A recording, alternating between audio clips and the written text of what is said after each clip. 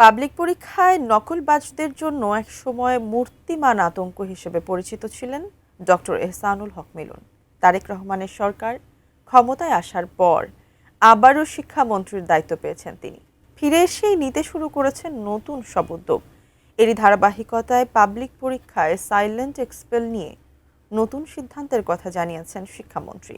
বিস্তারিত জানাচ্ছেন মেহেদী হাসান।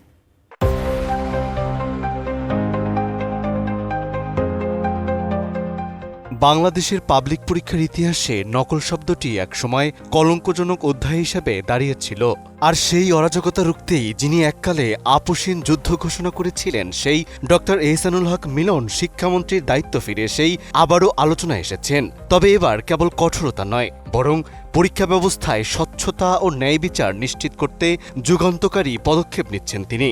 আর সেই প্রক্রিয়ার অংশ হিসেবেই সামনে এসেছে দীর্ঘদিনের বিতর্কিত সাইলেন্ট এক্সপেল প্রথা। মূলত সাইলেন্ট এক্সপেল বা নীরব বহিষ্কার নিয়ে শুরু হয় নতুন আলোচনা।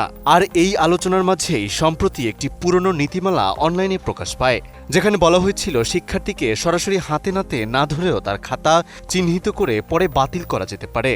আর এর পরপরই শিক্ষার্থীদের মধ্যে বিভ্রান্তি ও উদ্বেগ ছড়িয়ে পড়ে। নোভা এলইডি টিভি, ঝকঝকে ছবি, নিখুঁত শব্দ, 5 বছরের ওয়ারেন্টি। নোভা মানি সঠিক মান, নিশ্চিত সেবা। তবে সেই বিভ্রান্তি দূর করতেই শিক্ষামন্ত্রী স্পষ্ট করে জানিয়েছেন, এসএসসি ও সমমান পরীক্ষায় সাইলেন্ট এক্সপেল নামে কোনো ব্যবস্থা থাকছে না। তিনি বলেন, ভুলবশত পুরনো একটি আইন অনলাইনে আপলোড হওয়ায় এই পরিস্থিতির সৃষ্টি হয়েছে এবং সেটি ইতিমধ্যে সংশোধনের উদ্যোগ নেওয়া হয়েছে। অন্যদিকে প্রচলিত নীতিমালায় রয়েছে, কোনো পরীক্ষার্থীকে বহিষ্কার করা হলে তার খাতায় রিপোর্টেড লিখে আলাদা প্যাকেটে জমা দিতে হবে। পাশাপাশি পরবর্তী পরীক্ষায় অংশ নেওয়ার সুযোগ থাকলেও তার খাতা মূল্যায়ন করা হতো বিশেষ প্রতিবেদনের মাধ্যমে। তবে এসব নিয়ম নিয়ে আগে থেকেই নানা প্রশ্ন ছিল, যা এখন নতুন সিদ্ধান্তের আলোকে আবারও পুনর্বিবেচনার ইঙ্গিত দিচ্ছে। এর পাশাপাশি পরীক্ষা ব্যবস্থায় অনিয়ম বন্ধে আরও কঠোর পদক্ষেপের কথাও জানিয়েছেন মন্ত্রী। তিনি বলেন, প্রশ্নপত্র ফাঁস ঠেকাতে আইন সংশোধনের উদ্যোগ নেওয়া হয়েছে এবং প্রয়োজনে পরীক্ষা কেন্দ্রে সিসি ক্যামেরা স্থাপন করা হবে। একই সঙ্গে প্রযুক্তি নির্ভর নজরদারির মাধ্যমে নকল প্রতিরোধে কার্যকর পরিকল্পনাও নেওয়া হচ্ছে।